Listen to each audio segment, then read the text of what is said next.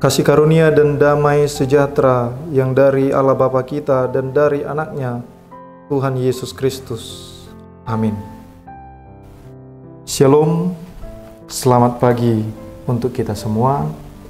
Firman Tuhan yang menyapa kita pada pagi hari ini untuk mengawali aktivitas kita menginang serta saudara yang terkasih di dalam Kristus Yesus, yakni firman Tuhan yang tertulis dalam Yehezkiel 34 ayatnya yang ke-22.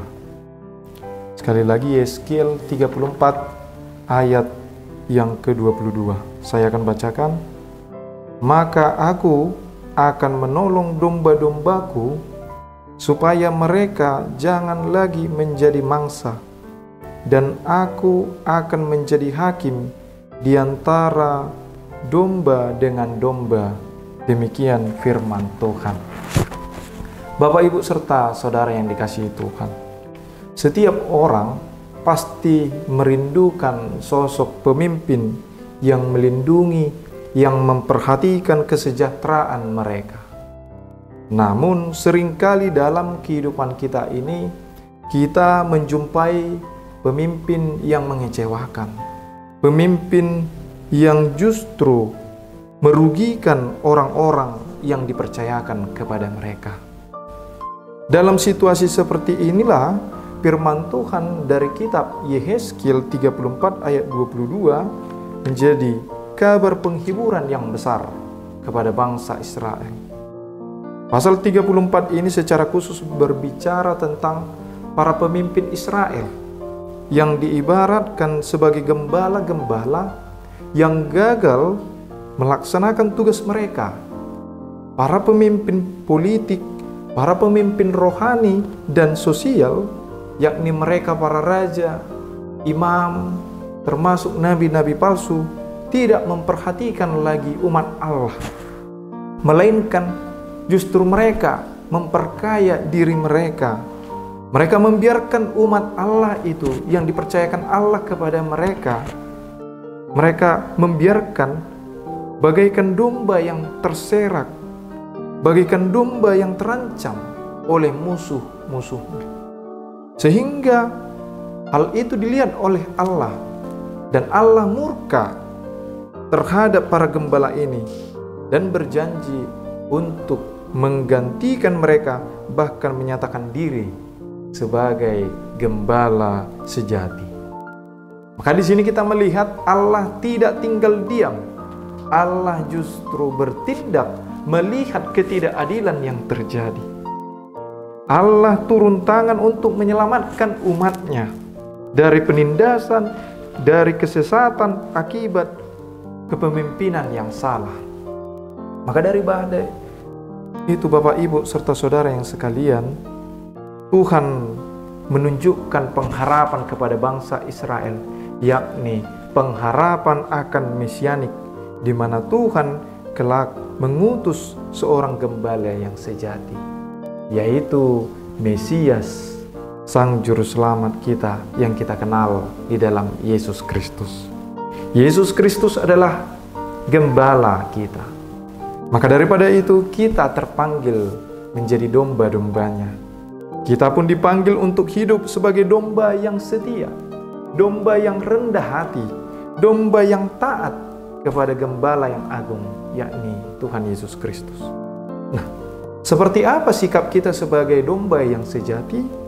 Kita, orang Kristen yang percaya kepada Yesus Kristus, dipanggil menjadi domba yang sejati, yaitu kita perlu dan harus memberikan kekuatan dan menciptakan lingkungan yang positif, lingkungan yang sehat di mana kita berada. Lingkungan yang positif di mana kita tinggal. Maka terjadilah kehidupan yang harmonis. Maka dengan begitu dapat membantu setiap orang dalam menjalani kehidupannya. Maka di antara domba-domba itu mereka menerima kesejahteraan. Tapi perlu kita ketahui, Bapak, Ibu, serta saudara yang terkasih, ada domba yang baik, ada domba yang jahat. Tapi kita tidak mau menjadi domba-domba yang jahat, yang merugikan sesamanya. Kita terpanggil mengikut kepada gembala yang baik, gembala agung, maka kita harus menjadi domba yang setia dan yang rendah hati. Maka sikap kita sebagai orang percaya adalah saling menguatkan. Nah, sebab itulah yang menjadi panggilan kita. Kita menjadi peneguh bagi orang lain, kita menjadi berkat bagi orang lain karena kita percaya bahwa ada yang memelihara kita, bahwa Tuhan Yesus yang menjadi gembala kita takkan kekurangan kita bila Tuhan Yesus yang menyertai kita. Terima kasih untuk kita semua. Amin. Kita bersatu di dalam doa. Tuhan Allah Bapa kami yang bertata tinggi dalam kerajaan surga, kami bersyukur berterima kasih Tuhan buat firman-Mu yang menyapa kami, yang mengingatkan kami bahwa Allah tidak tinggal diam, bahwa Allah tetap bekerja memelihara kehidupan kami lewat penyertaan-Mu, lewat pengorbanan Yesus Kristus yang mati di kayu salib dan kini telah menyerahkan Roh-Nya berupa Roh Kudus yang senantiasa memelihara dan memberikan penghiburan bagi kami.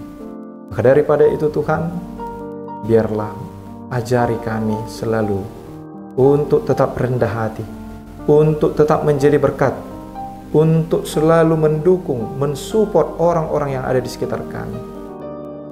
Kiranya kami boleh menjadi berkat lewat tugas dan pelayanan yang Tuhan boleh berikan, yang Tuhan boleh anugerahkan kepada kami, sehingga nama Tuhan dipermuliakan. Berkati setiap jemaat-Mu ya Tuhan, yang menonton live streaming video ini. Kiranya mereka boleh terberkati oleh firman Tuhan, dan selalu semangat dan berpikir positif di dalam kehidupannya. Terima kasih Bapa, ampuni kami dari dosa dan kesalahan kami, agar kami layak di hadapan-Mu. Kami serahkan segala kehidupan kami hanya ke dalam tangan pengasihan Tuhan. Di dalam Kristus Yesus kami berdoa dan mengucap syukur. Amin. Mari kita bagikan renungan harian ini. Tuhan Yesus memberkati.